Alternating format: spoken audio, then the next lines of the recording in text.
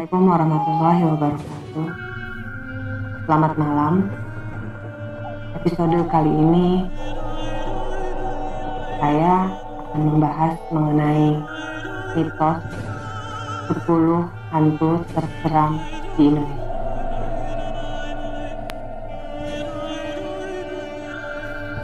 Mulai dari hantu yang haus akan darah, ingin balas dendam, hingga iri kepada manusia. Di balik keseramannya, ternyata makhluk halus tersebut memiliki asal-usul yang kuat. Berikut kisahnya.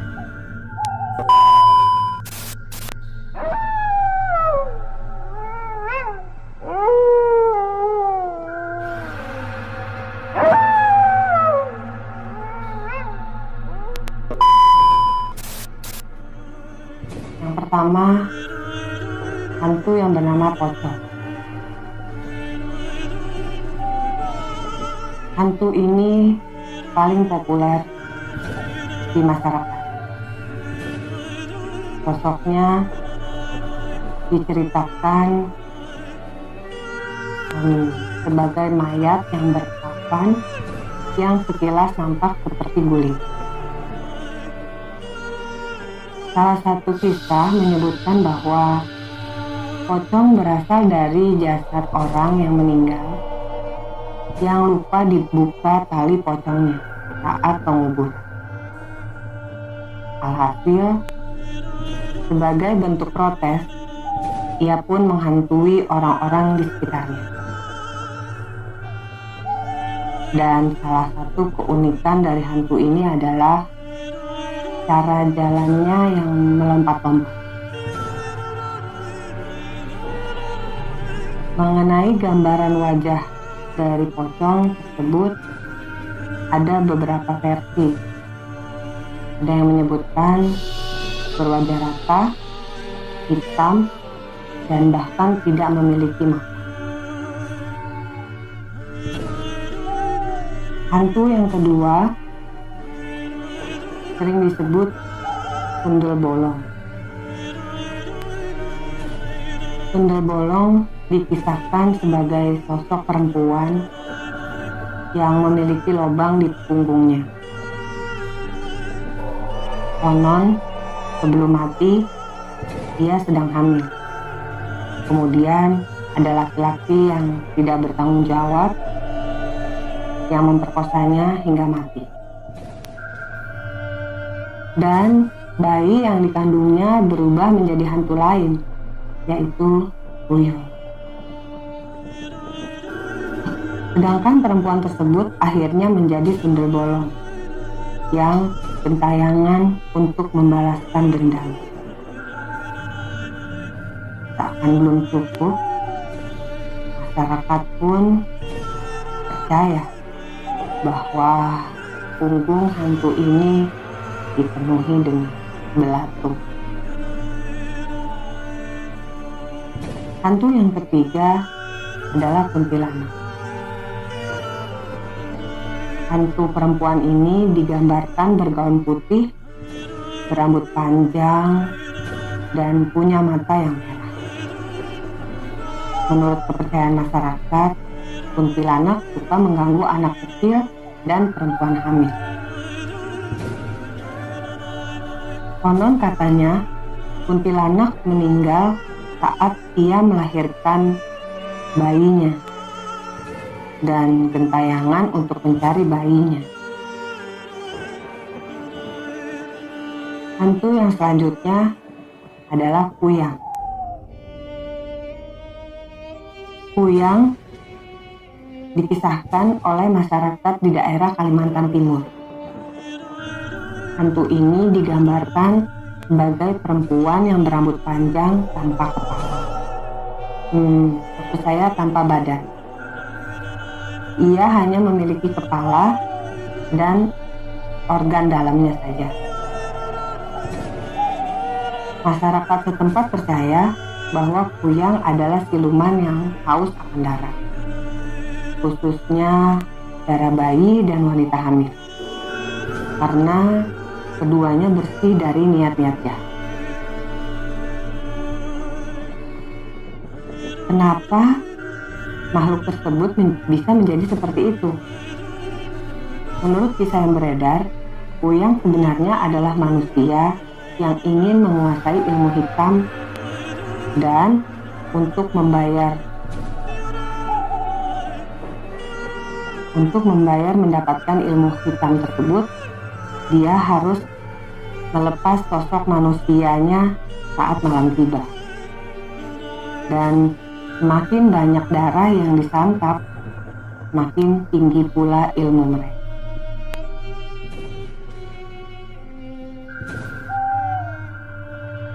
Hantu selanjutnya adalah Leak. Leak dipercaya berada di wilayah Bali dan sekitarnya. Leak diyakini sebagai penyihir jahat. Jadi sebenarnya mereka adalah manusia, tetapi mereka memiliki ilmu supranatural yang tinggi. Di siang hari, Leak berwujud manusia normal. Namun di malam hari, ia keluar dari sosok manusianya untuk merampas organ tubuh demi keberhasilan ramuan sihirnya. Masyarakat sekitar percaya bahwa Leak dapat berubah menjadi sosok lain, misalnya kera, harimau, atau babi. Semakin banyak pengorbanan yang dia lakukan, semakin sakti pula mereka.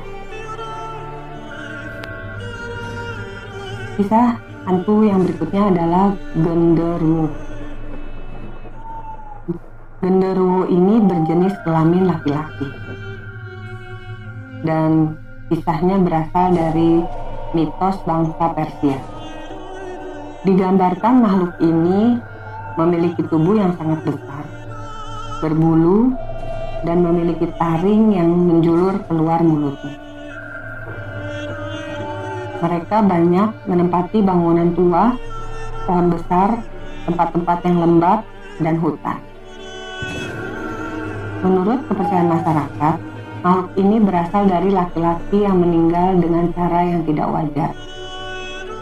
Ngerinya, ketika menjadi genderuwo, mereka akan mengubah fisiknya menjadi manusia dan menghamili perempuan. Hantu yang selanjutnya yang akan dikisahkan adalah tuyul. Jenis hantu ini sangat populer juga karena sosoknya digambarkan berbeda. Tuyul dipercaya merupakan anak dari Sundel Bolong. Ada pula yang menyebutkan bahwa sebenarnya ia adalah anak dari orang yang keguguran. Oleh karena itu, tuyul memiliki tubuh yang sangat pendek dan suka mencari uang. Tak jarang, manusia memanfaatkannya untuk menjadi kaya secara instan atau pesugihan. Kisah hantu selanjutnya adalah Wewe Gombel. Menurut kepercayaan masyarakat, Wewe Gombel adalah hantu berupa perempuan tua yang meninggal karena bunuh diri. Alasannya, ia dituduh membunuh suaminya yang selingkuh dengan orang di sekitarnya. Nenek-nenek ini dikenal sangat menyukai anak kecil, sehingga ia sering menculik anak-anak kecil, tapi tidak untuk menyakiti anak tersebut. Tapi yang membuat orang takut adalah sosoknya yang mirip. Kisah hantu selanjutnya adalah Jenglot. Tak seperti hantu lainnya, Jenglot memiliki tubuh yang sangat kecil, mirip seperti boneka. Mereka berkulit gelap seperti mumi dan biasanya memiliki taring dan kuku yang panjang.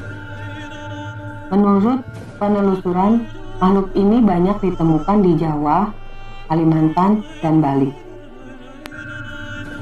Tapi meskipun wajahnya mirip boneka, seakan mereka itu hidup. Banyak orang yang percaya bahwa sebenarnya mereka memiliki roh di dalamnya. Anggapan ini muncul karena banyak orang yang menyebutkan bahwa rambut, kuku, dan juga taringnya dapat terus tumbuh.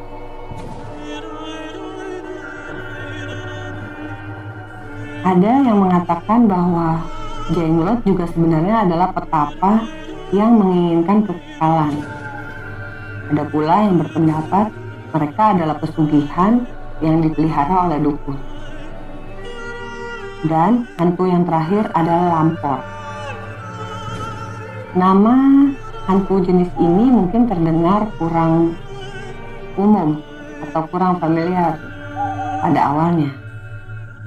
Tapi ternyata saat ini lampor juga sudah dikenal banyak masyarakat. Ternyata lampor adalah keranda terbang yang konon dikendalikan oleh pencabut nyawa.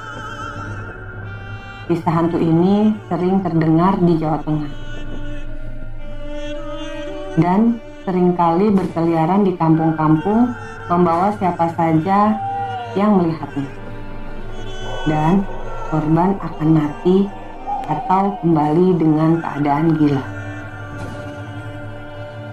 Kisahnya, jika kamu mendengar suara kereta kuda di malam hari, siap-siap tutup matamu, karena bisa jadi itu adalah hantu. Ya, itulah 10 hantu terseram di Indonesia.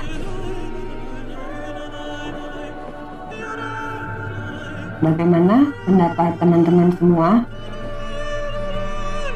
Apabila ada pendapat yang bisa di-share ke kami, tim Cepaloka Project, silakan tinggalkan pendapatnya di kolom komentar.